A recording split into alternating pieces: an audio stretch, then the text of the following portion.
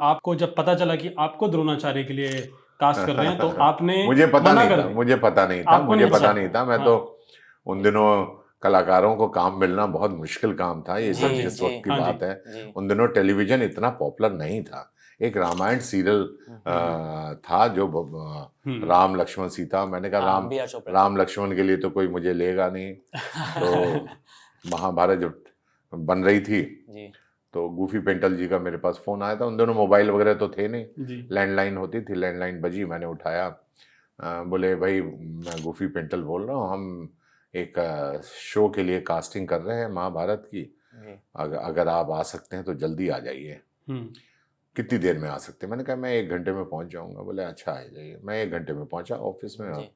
Goofy जी first floor पे थे, B are Chopra के ऑफिस में।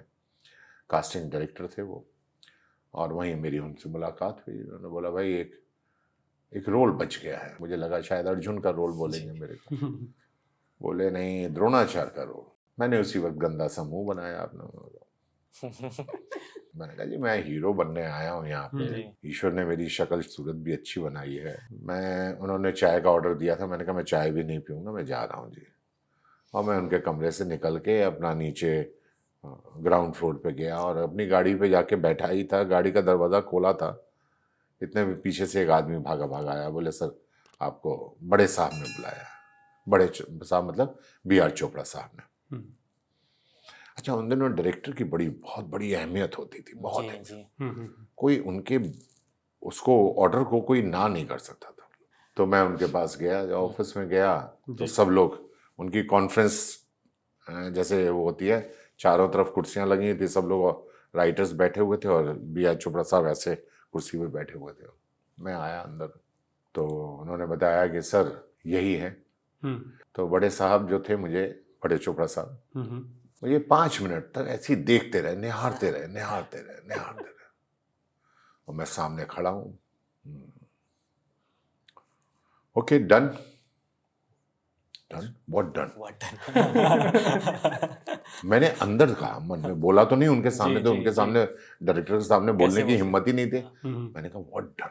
बोले ठीक है कर लो बात। तो उन्होंने कहा कुकी को बुलाओ। कुकी रवि चोपड़ा साहब तुरंत आ गए थे वहां। बोले यस डैड। बोले ये देखो द्रोणाचार्य जी खड़े हैं।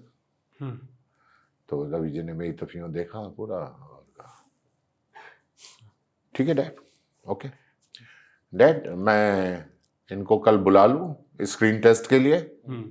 Y cookie why, he looks like a Dronacharya.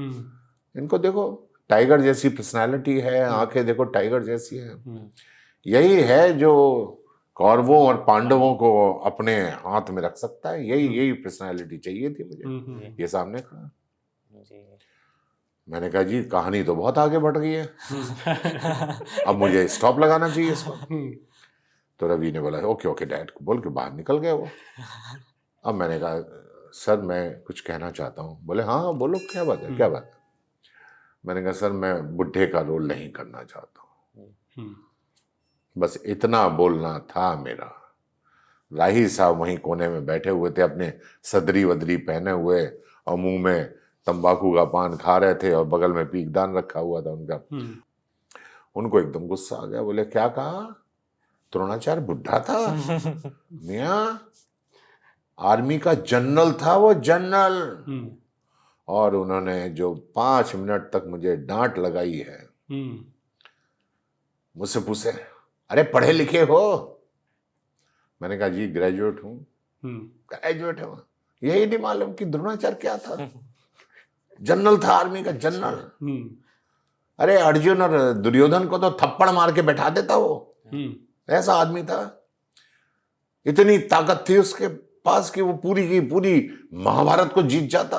तो बड़े चोपड़ा साहब ने बोला अरे राही साहब इट्स ओके राही साहब इट्स ओके। अरे क्या ओके, आजकल के लौंडे चले आते हैं साले, इनको यही नहीं मालूम कि द्रोणाचार्य क्या था। बताइए, कह रहे द्रोणाचार्य बुढ़ा था।